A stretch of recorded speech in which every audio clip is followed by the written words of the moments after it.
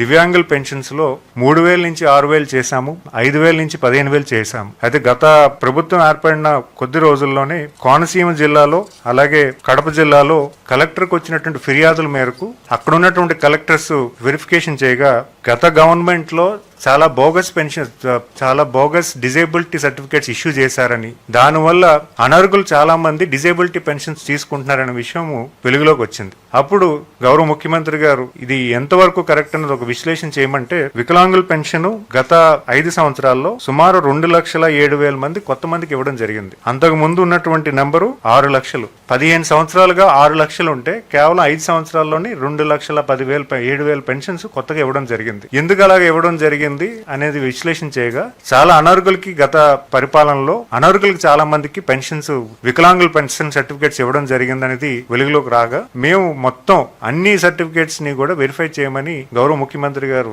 ఆదేశాలు ఇవ్వడం జరిగింది. చాలా పారదర్శకంగా, అంటే ఎవరైతే హెల్త్ పెన్షన్స్ ఉన్నాయో వాళ్ళ ఇంటికి డాక్టర్ వెళ్లి వెరిఫికేషన్ చేయడం జరిగింది. ఎందుకంటే 9 months ప్రాసెస్ ఇది, ఈ రోజు చేసింది కాదు. సుమారు 9 నెలలుగా దీని ప్రాసెస్ ఇనిషియేట్ చేశారు. ఎక్కడా కూడా అధికారులకి గాబరా పెట్టలేదు, లేకపోతే అధికారులకి ప్రెజర్ పెట్టలేదు. చాలా పారదర్శకంగా, చాలా ట్రాన్స్పరెంట్ గా చెప్పడం జరిగింది. ముందుగా ఈ వికలాంగులకి పలానా రోజు ఇక్కడ వెరిఫికేషన్ కి మీకు స్లాట్ ఓపెన్ చేశాము, ఆ స్లాట్ కి మీరు అటెండ్ అవ్వాలని వాళ్ళకి రిక్వెస్ట్ చేశాము. ఆ స్లాట్ నిమిత్తమే ఆ రోజు వికలాంగులు ఎవరైతే ఉన్నారో వాళ్ళు కూడా వెళ్ళి వెరిఫికేషన్ చేసుకోవడం జరిగింది. ఈ వెరిఫికేషన్ ప్రాసెస్ అంతా కూడా సుమారు 7,95,000 మందికి రీవెరిఫికేషన్ లో 5,50,000 మందికి సుమారుగా రీవెరిఫికేషన్ ప్రాసెస్ కంప్లీట్ అయింది. ఈ 5,55,000లో ఉన్నటువంటి సర్టిఫికేట్స్ అన్ని కూడా ఈ రోజు అప్లోడ్ అయ్యి, అందులో ఇనెలిజిబుల్ ఎవరైనా ఉంటే వాళ్ళకి కొంత నోటీస్ ఇవ్వడం జరిగింది. అందులో కొన్ని టెంపరరీ సర్టిఫికేట్స్ లోకి కన్వర్ట్ అయ్యాయి. అంటే గతంలో మనకి ప్రాసెస్ లేకపోవడం వల్ల, అంటే సర్టిఫికేట్స్ అనేవి కొన్ని మాన్యువల్ సర్టిఫికేట్స్ కూడా ఉన్నాయి గతంలో.